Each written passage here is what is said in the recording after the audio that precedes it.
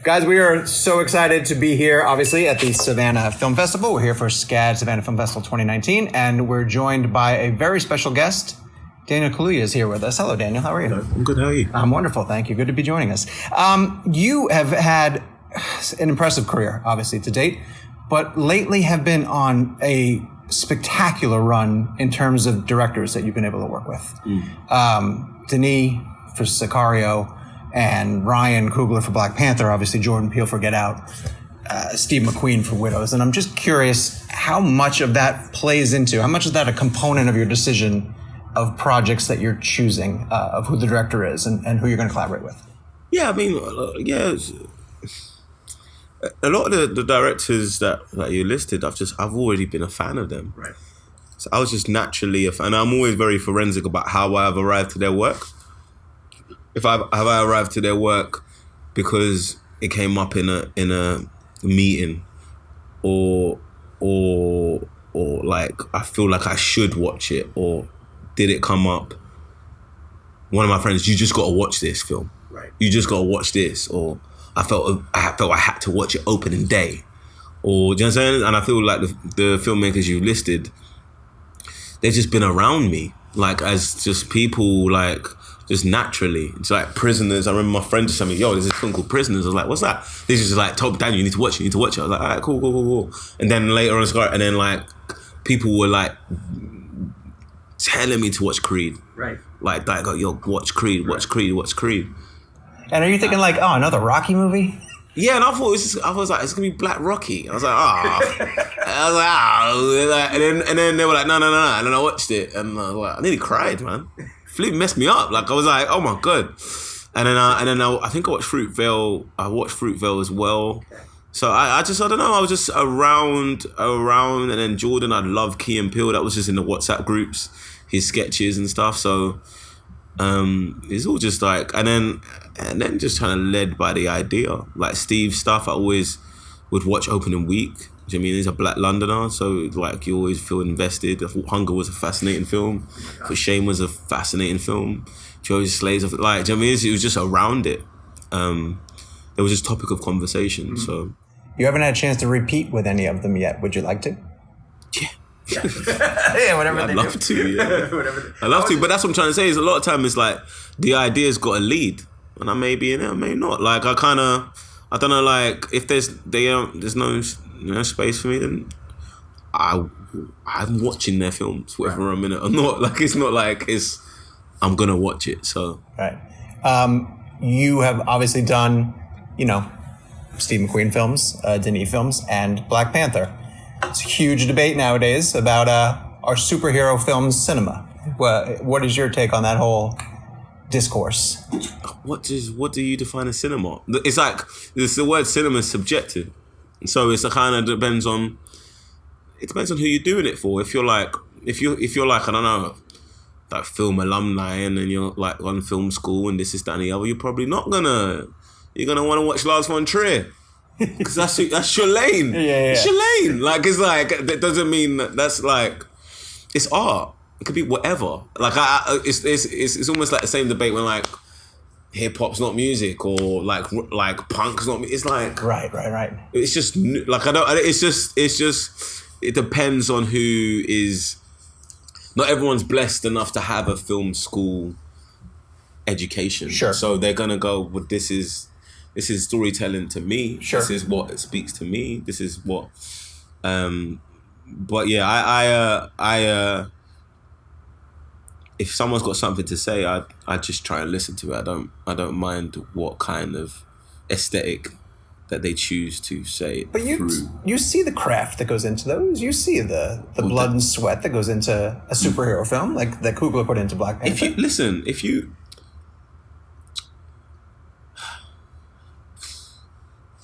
thing is with me, I'm kind of like,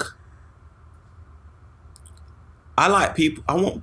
I make films for people that watch 2 films a year. Okay. Oh, interesting. That's who I make films for. Okay. So I'm either going to be, try and be one of the two, or you got to squeeze me in that third one, because you like, do you know what I'm saying? So like, because all the film alumni, they're going to watch it. Sure. Okay, sure. You don't have to convince them. Right. They go ahead and watch it. Like, so and if they want to watch Fast and Furious, and that makes them happy because they're working, it's their money. Right. That makes them happy. Like it can do, and if they see that as cinema, then they see that as cinema. Okay. I think people that are probably saying that they're probably going, they're probably making films for different people, and to them that's true. So basically, both sides of the debate are right, and it's just yeah. Is Queen and Slim that third movie? I hope so. Yeah. That's why I hope it's kind of like where there's a conversation happening, and then people go, you know what, I don't want to be left out. Okay. I just don't want to be left out. There's a conversation that's happening. I don't want to be left out, it's about real people. Okay. On a date, on a Tinder date. Do you know what I'm saying? And when stuff happens, and like I don't know, it just felt like one of those premises. You just want to know what happens next. Okay. I just wanted to know what happens next, and I think sometimes that's what gets people in the cinema after a trailer. Because what happens after that? Right. Do you know what I'm saying? So yeah, I hope. Basically, I hope it's one of the two, or a little cheeky third. Do you know what I'm saying? You know, that's really, you bring up two movies of yours that really, if you didn't see them, you were out of the conversation in Get Out and Black Panther. Mm-hmm. That is really interesting. Now, is your takeaway from this a byproduct of being part of those two films, that you kind of realized that, oh wow, we're really generating something here, people are dialing in? No, that's what I want to do. That's always been. I had to take some time out, and then I kind of. It's not even like all it was. I just had the words for what I was doing. I just had the word. I could articulate it, and I could go, "Oh, that's what it is. That's what draws me to that." Because I think me as a human being, I think my sensibilities are quite populist. Okay. They just are, like, and that's just who I am. Because I'm coming like I grew up watching sitcoms. I watch Friends. Right. I'm not watching some weird, I'm not watching some niche stuff. I'm watching Dragon Ball Z. I'm watching cartoons. I'm watching, you know what I mean? It's like, so that's who you are. So then, but I really respect great cinema and great craft. Okay. Like I deeply respect like something like a Prophet or a Scorsese or a Ken Loach, or, do you know what I'm saying? It's like Shay Meadows. Like these are like incredible filmmakers. Sure. You know what I mean? So it's like when I'm educated, I understand that, but I just don't think they should be exclusive. Sure. I don't think there should be one camp and there should be another camp. I was like, why don't we just do the same? Right. Like, why I call it accessible excellence. I think there's a lot of excellence that's inaccessible. So I just go, because you need to understand cinema to understand what's going on. Okay. There's a lot of films I go, I watch it with my uncle. I'll sit down and watch it with my uncle. I go, do you understand? He goes, nope. He watched Steven Seagal films. That's his lane. I'll throw him a little art house and see how he feels about it. Right. He doesn't understand what's going on. Right. But it's like, so, and why? That's my family. Why wouldn't I want him to understand what I do? Sure. Why wouldn't I? Does it like, who am I doing this for? Right. So yeah, I just don't, but that's just like how human beings end up being. Everyone just wants to divide themselves, or we're this, or we're that, or it's this, or it's that. It could just be both. Right. Do you know what I'm saying? I think sometimes, and I think the filmmakers that I've worked with are passionate about both. Okay. In one project. Okay. They want it to be cinematic and accessible and exciting. I think Melina has that as well. Okay. I think Shaka King has that, who I'm working right now has that. I think Ryan definitely has that. Okay. I think Steve, 12 Years a Slave is an art house film, but it's a film. Do you know what I'm saying? It's like, and Jordan, I mean, look at us. Do you know what I'm saying? It's like, and Denis, I just think I think that's just probably, I understand that that's my lane. I just try and be in that lane. Was there ever a chance you were gonna keep working with Jordan for us? Were you ever up for that role? No. I was too young. Too young. Gotcha. Too young. You say you call yourself populist, but you respect the artists. But your name is in a group, which when I looked at it today, I had to sit back and be like, Jesus, it's Timothy Chalamet, Gary Oldman, Daniel Day-Lewis, and Denzel Washington. Does that ever feel normal? Someone texted me today. Someone texted me the other day, actually 2 days ago. Okay. I'm just like, you're an Academy Award nominated actor. I was like, bro, you know what? No one says that. I was like, bro, I kind of am in it. Like, I was like, that's kind of, literally 2 days ago, some guy I knew from gym, like back in the day, was just like, Dan, do you know what? That's kind of mad. I'm like, bro, it's mad. And I think it is, it's very surreal, especially on the kind of film that it was on. It was just like this. You just never gonna think that that would happen. Right. So that is, it's just very like I know what Gary Oldman means back home. You know what I mean? He's like, is it Neil by Mouth? He directed. You know what I mean? Like this guy, Gary Oldman's a legend, man. Like, so he's local. Like he's from the manor. So it's very and Denzel Washington is just, the older I get, the more I appreciate that man. It's just insane, the work that he's done, and he's just insane. Like, so it's weird, but that's what's probably the weirdest thing. You meet these people and then you realize they're just people. Right.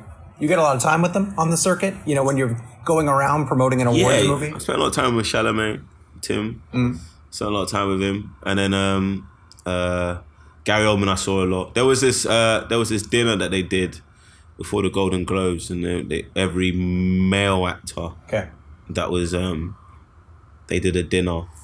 And so we sat down and got to know everyone. You know what I'm saying? And like, so Gary was there, and met him, had a conversation with him there.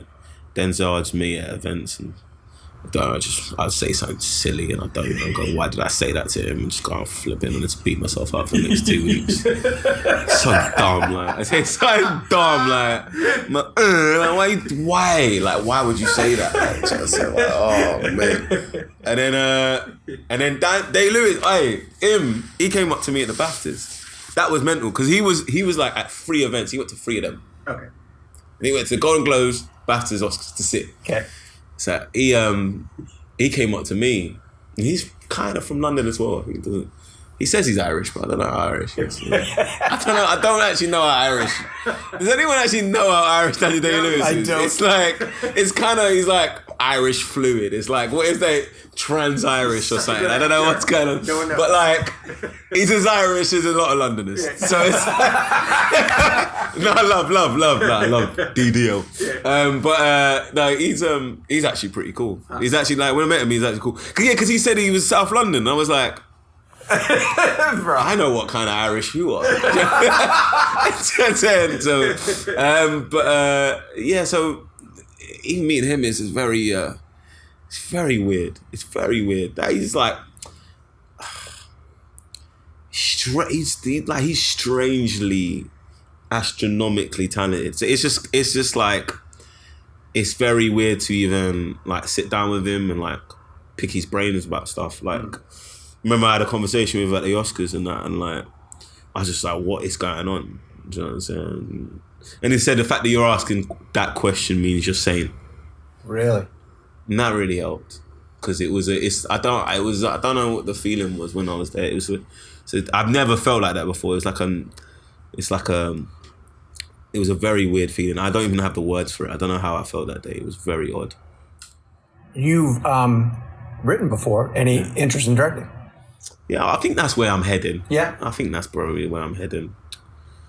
Yeah. So I'll probably, yeah, maybe. Yeah, I most likely will. But I just need to make sure I'm doing it for the right reasons, not just because like, oh, I'm a director now. Okay. Do you know what I'm saying? You know, some people do that. Sure. Just as more for their PR strategy. But if you see a story, you know, that speaks to you and you start to visualize, I've heard from people who get into directing that they find a story, they can't stop thinking about how they would visualize it, how they would tell. But that's the thing. That's why everyone's been saying I'm a director since I was young though.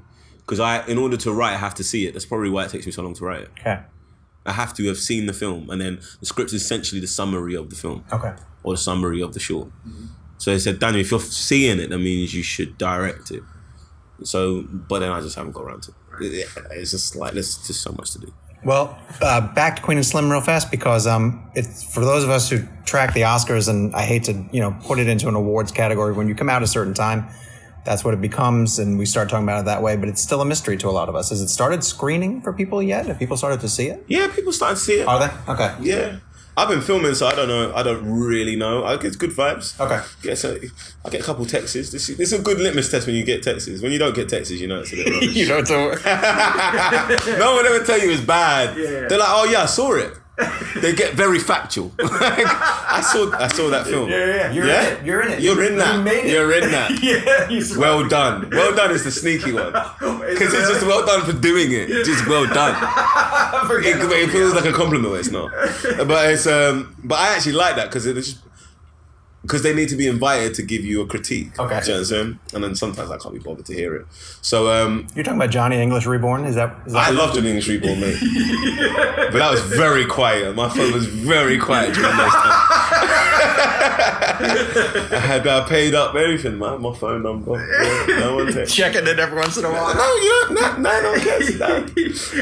No, it's a different. But the thing is, with Britain, it's the different film culture because more people see it when it comes on TV. Oh, really? Okay. It's not really a cinema culture as much as it is in America. That's what I've really realized. It's like really is a culture to go out to the cinema on a Friday, Saturday in America, whilst in England, I think you have to be more of a cinephile. Okay. To do it, or else you just because everyone's just like, I'll just wait till it comes on Film 4. Like, you know what I'm saying? So it was just like, so then usually 2 years later, a lot of people go, oh, I saw Welcome to the Punch. Oh, I saw you on Johnny English. Oh, I saw you, and then it hits. And also a lot of people got kids, so they're like, it's a city, so you're like, I'm not gonna. Sure. I feel like with Widows, there was a movie that it was similar to, or people thought it was going to be similar to. So people caught it in my circle like after, like later, and then they were like, I saw Widows, it was really good, and I was like, yeah, it was. We were telling everybody to go see it necessarily, and they caught up with it after the fact. I'm most curious about with Queen and Slim, and I'll end it here. How much time you get to build a bond with Jodie before you get to shoot. And I know that an actor, and maybe I'm not, maybe this isn't accurate, would like as much prep as possible, to get to know a person. But when a movie rests solely on the bond of the two people involved in it, how much time do you get to? We met each other on the chemistry read, and then we got a vibe. So there was a click there. Then we sat down together separately, just got to know each other. Then we was around. But then what's interesting about it is we were obviously because of the haircuts, we had to really shoot it chronologically. So we didn't know each other at the beginning. So you didn't need to have that kind of bond at the beginning. Okay. Do you know what I'm saying? So it was kind of like we could actually play it out, how we play it out, and it's just understanding our characters, talk about how we see it. But we went through the script with Melina and Lena, the whole script, a lot of times. Went through that, and just kind of trying to be honest in the moment. And Jodie's just a really open person, so it's not very difficult to create that chemistry, to create that bond with. She's very generous as a performer, and I hope I extended that to her. So I think it was it's just about to do with reasons, and it's why you're telling the story. It usually attracts to open and generous people. And who are you working with now? Shaka King, which actually Ryan Coogler's producing. A film called, actually it's untitled at the moment. Okay. They changed the name. They don't know the name yet.